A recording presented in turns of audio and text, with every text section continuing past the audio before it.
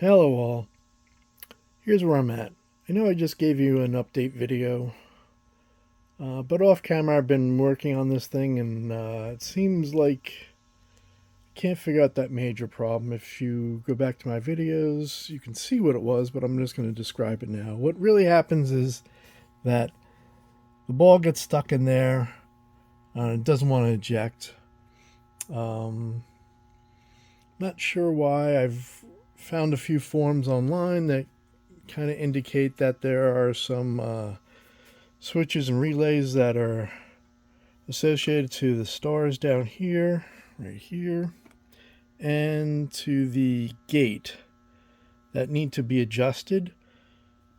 Saw that as a solution, but nobody's ever come back in those forums and said, hey, it worked.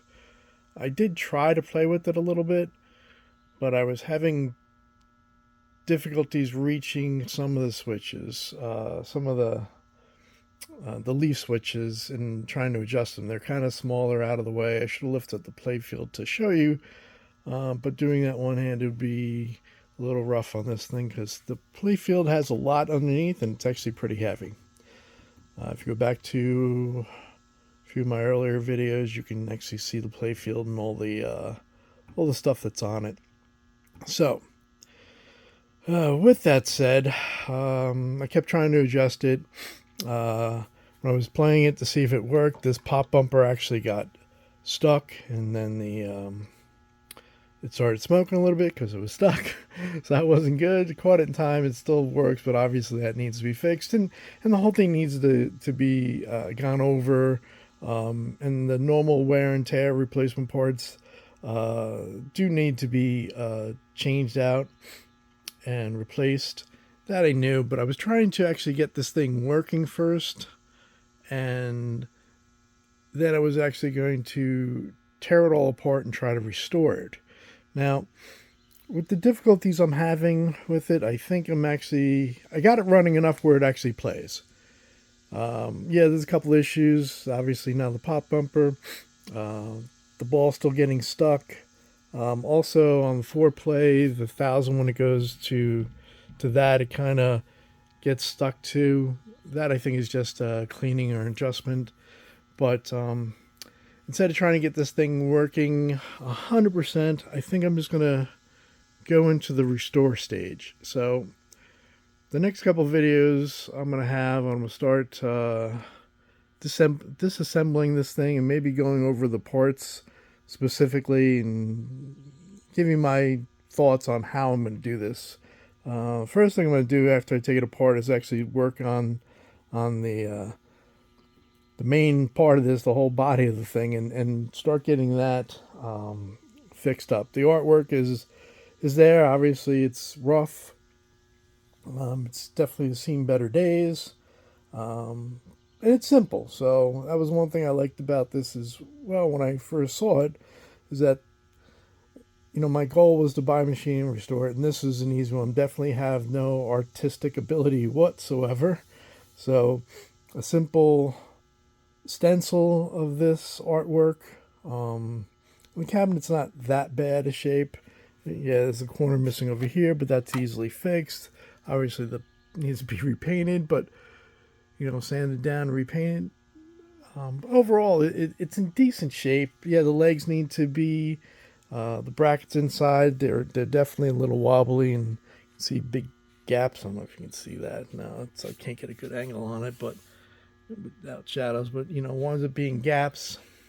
So I want to adjust that first and clean it all up and get that looking good. Then the next would be the back box. Again, it's all there. The biggest issue I'm going to have restoring this is obviously all the missing artwork, and I have some ideas on how to fix it. The ultimate idea is there is one or two organizations out there that can actually do the restoration. It gets a little expensive and it is time consuming.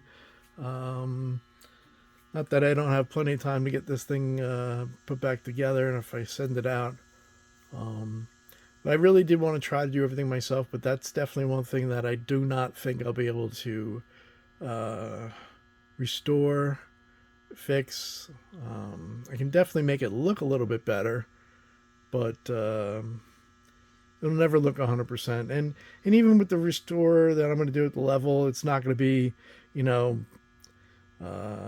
the highest level. I've seen some people out there do really good work. Like when I do the body, I'm not going to take this off. It's on there very good. I can definitely think I can paint around it where you wouldn't really notice it too bad. Maybe if you really look close, but you know the 5 foot of it, when you're looking 5 feet away, it'll look fine. And that's kind of what I'm going for. You know, the major parts are here. I think I mentioned before, I can still get these plastic pieces. This one's really bad. This is the worst one of them all. You know, playfield really is taking a beating, but I think I'm capable enough of doing that. The hardest part is going to be stenciling the words back on. That might not be a full 100% as original font, but I definitely can get something that would be close and get that back on there. But you know, for a 50-year-old machine that's definitely seen some wear and tear, it's not in bad shape.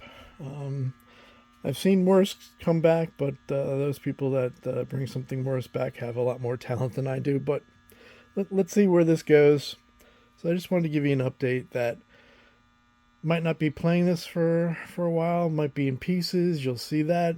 So if that's not your thing, you know, just seeing pinball machines apart, that's fine. But you know, we're on this journey together, and if you come and visit and check out the updates, you know, I'll give them to you as frequently as I can. Again, YouTube is definitely not my day job. I don't think it ever will be, but it's more of a, if anybody's having any issues like what I'm doing, they can learn, hopefully. And if I make mistakes, I'll definitely show them. I'm definitely not going to hide anything, because I feel if I make a mistake, somebody else won't make a mistake. So that's really the main goal I'm trying to achieve by doing this. And we'll see where it goes from there. But that's really the update on this. And it might be a long process, so I'm thinking about other things I can do with this channel as well. I was recently in Chicago, and if some people know or don't know, Chicago is like a breeding ground for pinball companies.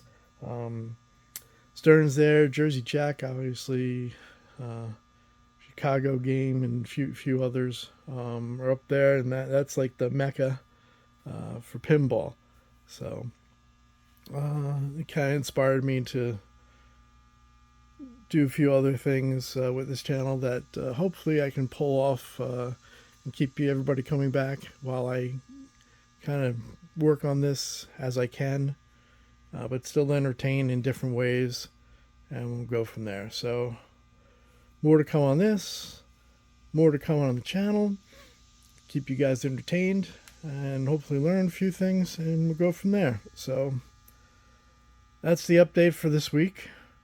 I'm going to try to do weekly updates of some sort, or at least post something once a week.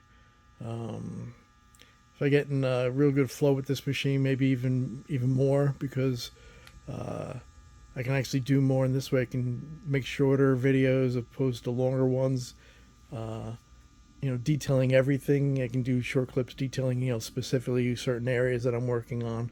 I can go from there. So thanks for stopping by. You know, subscribe and all that good stuff you're supposed to say on YouTube channels. This way gets more visits, whatever. But this is just, again, for people that really just want to, well, one, see if I can make this thing happen and make it work well, and then two, maybe learn a few things. So that's the goal. So talk to you later. Thanks.